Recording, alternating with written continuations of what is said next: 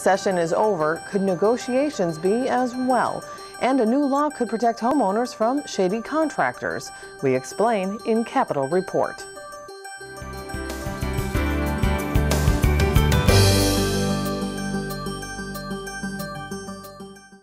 Hello, everybody, and welcome to this week's Capitol Report. I'm Julie Bartke. A tool often used in the past by the DFL majority is taken out of that toolbox by the new majority, the Republicans. The Legislative Commission on Planning and Fiscal Policy scheduled its first meeting for Thursday afternoon, but Governor Mark Dayton instructed his commissioners to not testify before that commission. In a news conference Thursday morning, the governor outlined his reasons for that decision and provided insight on the countdown to a possible special session.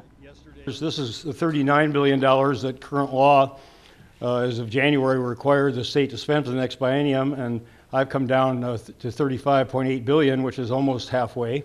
So again, I've been willing to compromise for weeks now, and they're unwilling to compromise, and they're using every device possible to distract Minnesotans from the consequences of their budget, the drastic consequences on the people of Minnesota. They've had their 5 months to be dragging in 18 legislators at a cost to the taxpayers of over $3,000 for per diems and travel expenses is just really not appropriate at this stage in the process. So, and I also, in the letter, reiterated a suggestion I made yesterday morning, which they have at this point not agreed to, which is that we get a professional mediator in for just these reasons, because this is just non-productive. And it's not going to lead us to the resolution that we need before July 1st. So to get somebody who has expertise and can set parameters and help define a process that will lead to a successful resolution of this is what in the best interest of all Minnesotans. And I urge the Speaker and the Majority Leader to reconsider their rejection of this proposal. I mean, their position is I accede to their budget, $34 billion entirely, or there's no agreement. I mean, it's just not a rational or responsible position for them to take. So I either agree to these drastic cuts, 19% for the University of Minnesota, 14% for Minuscu, throwing 140,000 people off of health care, cutting special education funding. I agree to all that. That's going to be so damaging to Minnesota because they won't raise taxes on the wealthiest 2% of the people of Minnesota. We're not going to resolve any of these differences that still exist in a public hearing where there are 13 Republicans and 5 DFLers, and they're going to just berate a couple of my commissioners because they won't do what I've said I won't do for the last several weeks, which is I won't negotiate against myself. I won't negotiate against my own budget. I won't negotiate spending reductions until they're willing to negotiate on revenue increases. I've made that perfectly clear for over a month now. They may not like the answer, but that's the answer. The state's never been in twice before, I know, in this situation, and once they worked it out, another time it resulted in a shutdown, and that was a minor shutdown. This one would be a complete shutdown of virtually all state services, except for those deemed by a judge to be extremely critical to public safety. I mean, we've got 28 days now, and the clock is ticking, and I'm willing to do everything, anything I can think of or anyone else can think of that will be constructive to get this resolved. The Republicans countered. They say this type of negotiating only hurts the process. Definition, or the reason, is that it's a way to provide the legislature with in-depth analysis of projected state revenues, expenditures, and tax expenditures. And I think that for us, it was a way to vet the governor's budget, have more discussions about that, get some further details on his priorities, and as well let the public in on our budget and talk about that. So that was. That's the intention of these meetings. That's going to be our intention going forward. And we would just really encourage the governor and his commissioners, through his commissioners, to participate in that process. We think it's important for the legislature. We think it's important for the process. And we think it's very important for the people of Minnesota. We would like to talk about is the governor's priorities within his budget. We've been asking, our budgets, our priorities were passed. Whether or not the governor liked them or not does not mean that we did not do our job. We fulfilled our obligation. Our obligation was to pass a balanced budget for the state of Minnesota and present it to the governor. We did that. It showed our priorities in there, where we thought things needed to make some reductions, where we thought things should be held harmless when it comes to education. And then where we thought maybe we should introduce just a little bit of innovative technology into government. And we did that in a number of these bills. At the end of the day, we wanted to cut government. We're not going to get what we wanted. He wants to raise taxes. He's not going to get what he wants. That's the end of the day compromise, is that we both don't get what we want, but we live within our means. And if you ask any Minnesotan, and we've all been out now, we've been around the state, we've been, visited friends, family, ones that we've, left behind for quite some time. And you ask them, do you think we should just spend the same the next 2 years as we spent the last 2 years? Is that enough? Without question. I've yet, and granted, I don't have a whole bunch of friends that like to talk politics with me, but there are very few Minnesotans that will say, yeah, we need to have another $2 billion worth of taxes for another 15% government spending. That is just, it is not where most people are with their families, with their personal life, with their business life. It just does not jive with that, so it's not personal. I think the economy right now is so fragile. And that has to be something that we take into account. Minnesotan employers don't have any more money to give. They're struggling, they're concerned, they're worried. And we need to talk about, we can discuss the governor's plan, which I think will drive away job creators in the state of Minnesota to raise taxes. But more importantly, what his plan doesn't get at is the central problem, and that's that state government is spending too much and is forecast to spend even more. And Minnesota families and Minnesota employers don't have the money to give. And so those discussions are absolutely imperative for us to have. We need to be having those with the governor, with his commissioners, with the people of Minnesota. Well, I think the first thing that we have to establish is a set schedule of meetings, and it has to be often, and it has to be in depth, and you have to do it at several levels, which we've also been calling for. There has to be sort of big level meetings, and there also has to be meetings at the commissioner and chair level. And so I think that we need to establish a firm schedule starting back from a date, whether it's June 30th, June 25th. We have to establish where so that we can avoid a shutdown.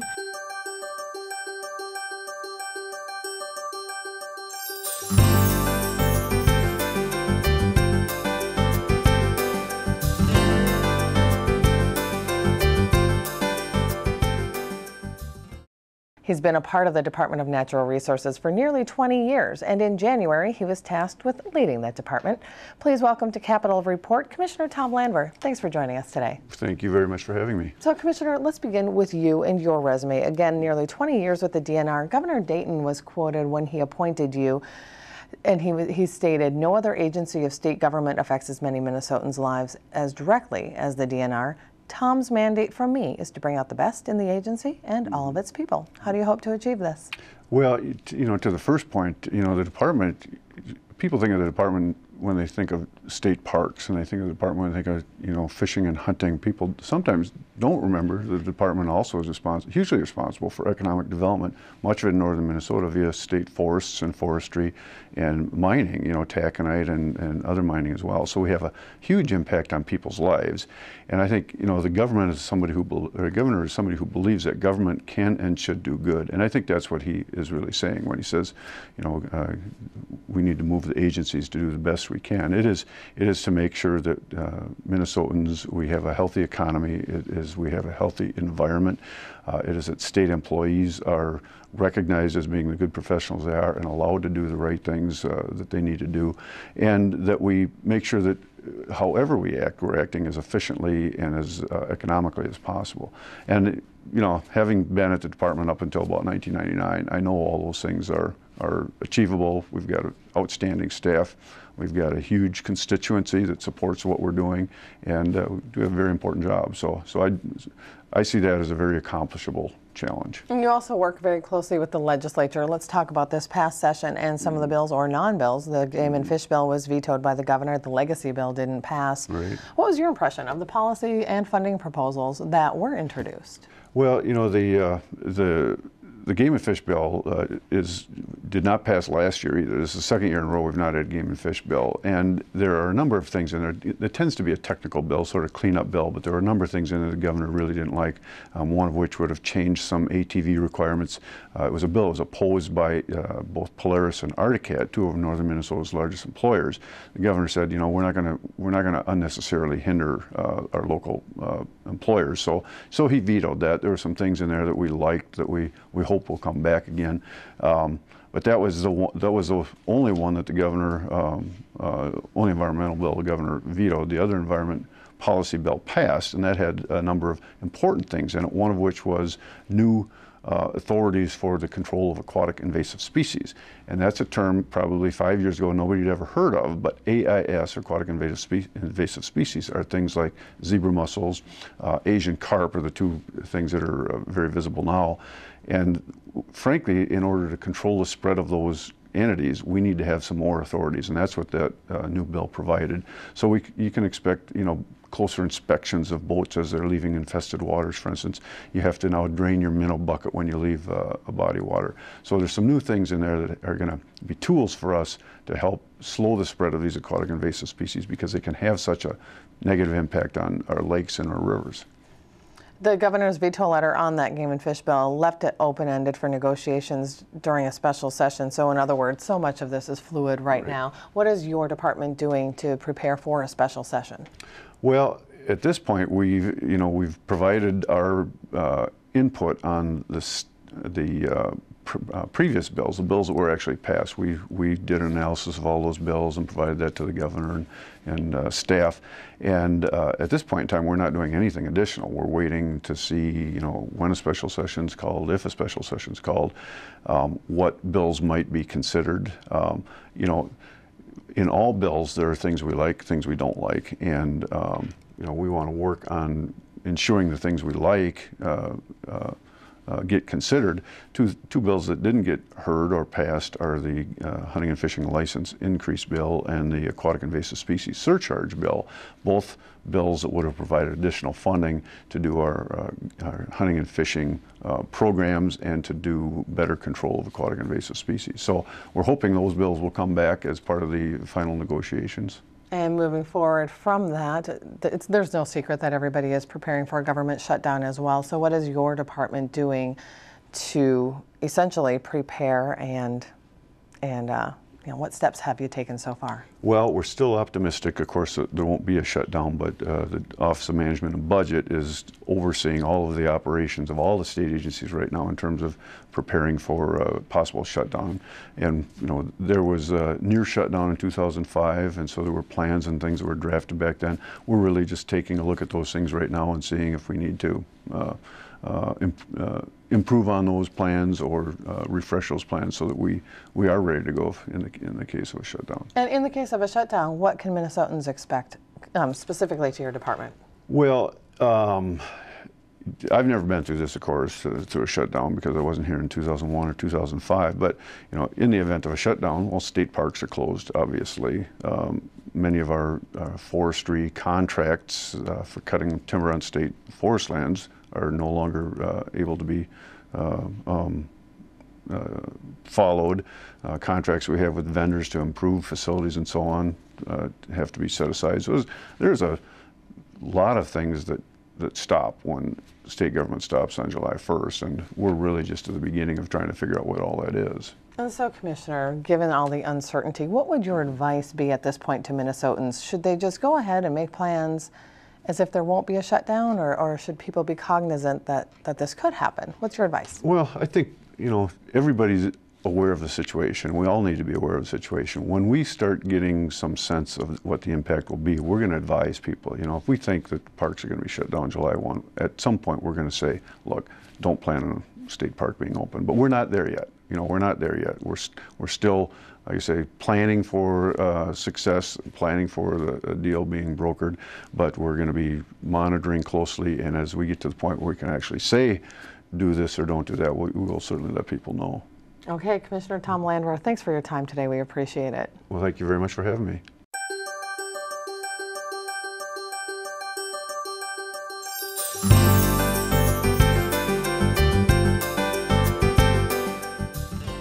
Mother Nature appears to be putting her stamp on Minnesota this season. One recent example, a tornado that touched down in North Minneapolis, killing one person and decimating entire neighborhoods. With that destruction comes potential scams by unscrupulous contractors. Senator Benjamin Cruz authored a bill to prevent this. Senator, thanks for joining us today. Well, thanks for having me, Julie. Yours is a timely bill, now law, recently signed by Governor Mark Dayton. So talk to me a little bit about what your law does to protect people. Well, this is like you mentioned, a very timely bill, especially with the tornadoes and some of the hail that we had a little bit earlier in the month, even before the tornadoes happened. This bill would essentially stops out-of-state contractors or contractors who are looking to cheat the system from wrapping in deductible costs into the costs of doing the repairs on a home. And the reason we want to do that is a couple of fold. The first is it raises the premiums and deductible costs across the board for homeowners who not only have damage but also don't have the damage. And also what that does is it pushes out good Minnesota contractors that don't do these type of things for out-of-state contractors potentially who rush in, kind of do sometimes not so up to spec work and then rush out and aren't accountable for that. So how can you stop a contractor from rolling in the deductible? What are some of the parameters of this law? Well, essentially what this does is this stops them from being able to pay for any of that deductible, period, and it also stops them from certain forms of advertising. Now, sometimes when you have a hailstorm run through, you'll have a contractor that'll knock on your door from out of state that'll say, hey, I'll pay your deductible, or I'll buy you this new roof if you let me do the work. The only thing I'm going to ask is that you let me put a sign in your front yard. That's a provision that this bill would stop from happening. So what are some of the signs that consumers should look for to know whether or not they might be a target of perhaps a contractor that isn't up to spec, using your words? Well, I think the first thing that you want to do is make sure that you're abiding by the rules that your insurance company has. Now, that deductible, that's part of the agreement that you made with the insurance company. So it should be a red flag anytime someone says you're not going to have to live up to that contract that you made with that insurance company. You're going to end up having to pay that deductible. That's part of doing the business. The second thing that I would look for is anytime somebody says that they're going to offer to do the work for free or ask you to potentially, like I said, put a sign in their yard, I'd also recommend asking where they're from, asking where they do business out of. So your law essentially relies on homeowners to be honest and upfront and pay that deductible. We are in a recession. How can you ensure that they do this, and what kind of penalties are involved if a homeowner says, you know what, I'm going to let this person roll the deductible in? Well, those penalties are actually up to the Department of Commerce. We run all the regulation through there, so that's how it would be handled based off of a complaint. Now, to your comment, you're right. You are 100% right. We are in very difficult economic times right now, and that is why this bill is so timely. We need to make sure that those premiums and those deductibles stay affordable for all of our constituents here in Minnesota. The insurance companies were essentially broad supporters of this, as were some of the contracting associations. Who were the opponents of this? Well, you know, really, I think there weren't many opponents. Nobody actually showed up as far as testimony goes when we were going through the different committee process. I think if I had to pick one group of people that could potentially be opponents, it would be those out-of-state contractors that are kind of looking to come in and take advantage of Minnesotans. Okay, so we've talked about what people should do to identify whether or not somebody might be unscrupulous. What should they do if they're approached by such a contractor? Well, I think the easiest answer is to report them to the Department of Commerce and then let them take it from there. Okay, thank you for that. Now let's talk about your second bill that the governor also signed, which essentially streamlines the Secretary of State's office. And in using your words in a press release, it brings Minnesota into the 21st century. What does this bill do to help streamline government? Well, I really enjoyed working on this bill in conjunction with the Secretary of State's office. What this does is there's some out-of-date provisions in law, and there's also some areas where we can streamline it as far as using internet for communications, where the department, the Secretary of State's office, isn't allowed to do that right now if given the permission by businesses. Another great example of a statute that this streamlines is having to renew a company name.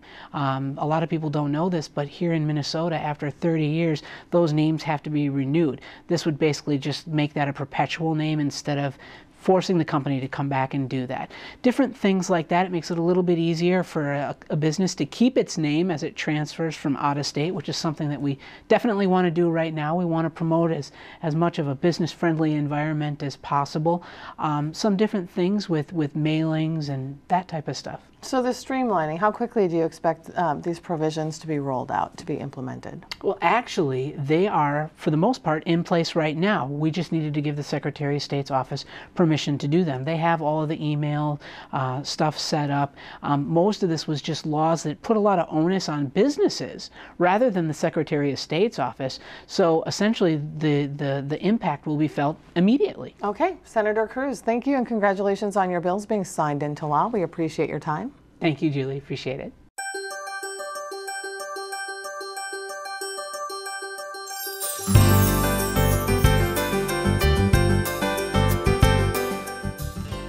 In December, 19-year-old Tyler Lavers was installing a speaker system in his vehicle. His car was on. It was in a garage, but the cold air in confined space exacerbated the effects of carbon monoxide. It left him unconscious, and within a few minutes, he was dead. Well, Senator Chuck Weger joins me now to talk about a bill now called Tyler's Law. It is a law, and to explain the dangers of carbon monoxide poisoning and what you intend to do to try to prevent something like this from happening again. Senator, thank you for joining us. Thank you very much, Julie, and for sharing the story of Tyler's Law. And it was a very sad day last December. Tyler, 19-year-old, full of life, sophomore at the University of Minnesota studying computer science, the world ahead of him, and just putzing with the car, putting in the stereo, but he didn't realize the silent killer that carbon monoxide is. And even though the garage door was open, the fumes from the carbon monoxide stayed within that area, and within minutes he died. And this happens, exposure to carbon monoxide, to many people. In fact, there's over 400 deaths in our country each year.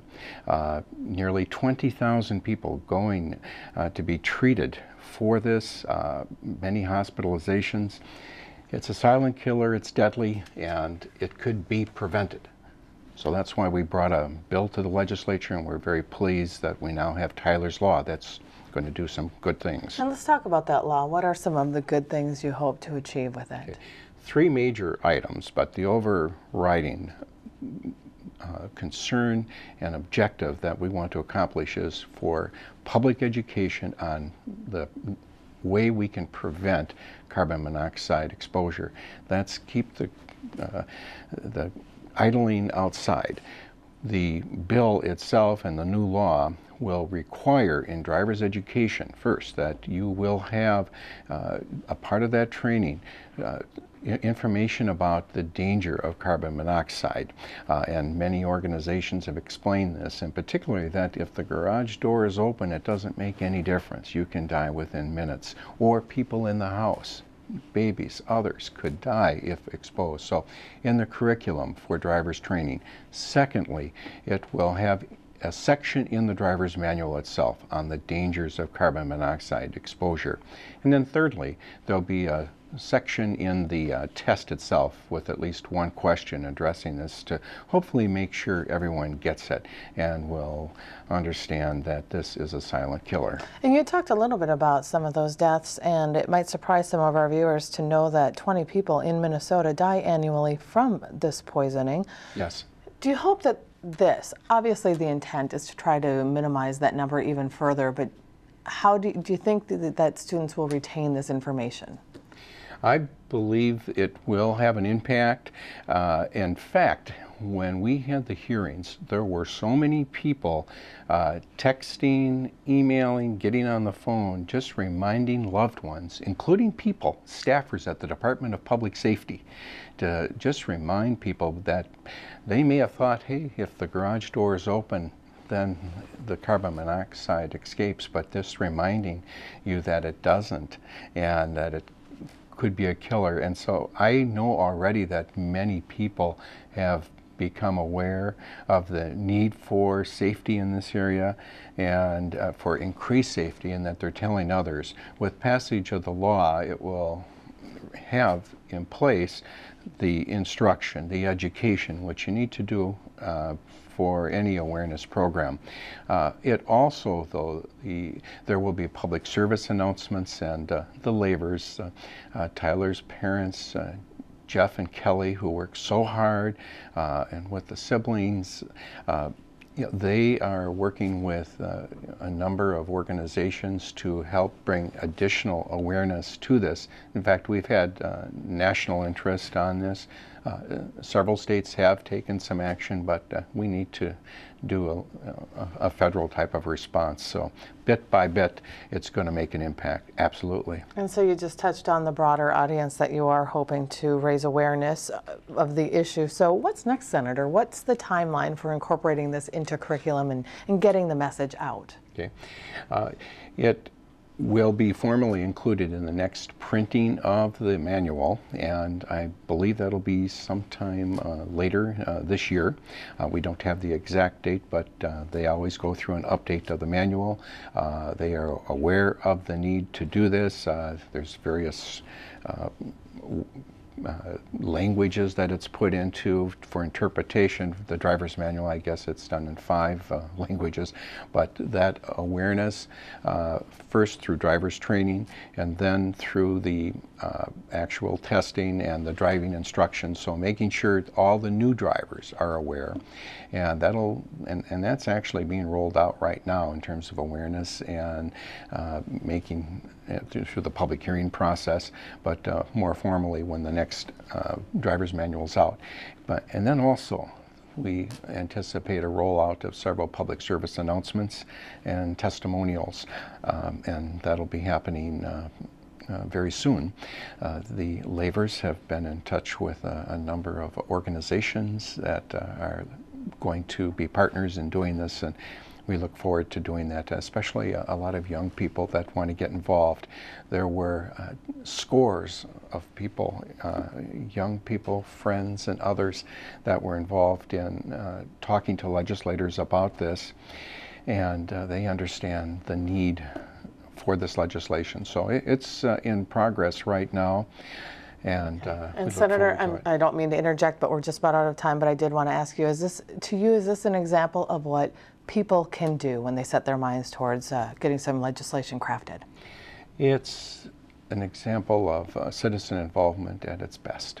And Kelly and Jeff Lavers rechanneling a tragedy, the grief that they went through last December, into a constructive way of turning it into a prevention effort to help others in Tyler's memory. And that's exactly what it did. And so they did a wonderful job, and I was honored to be a messenger of that. And Senator, thank you for coming on and sharing that message with our viewers. We appreciate your time. Thank you very much, Julie.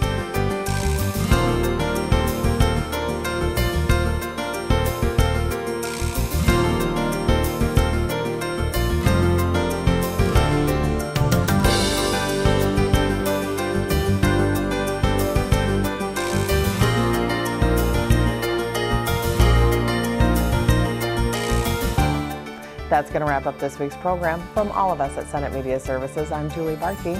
Thank you for watching.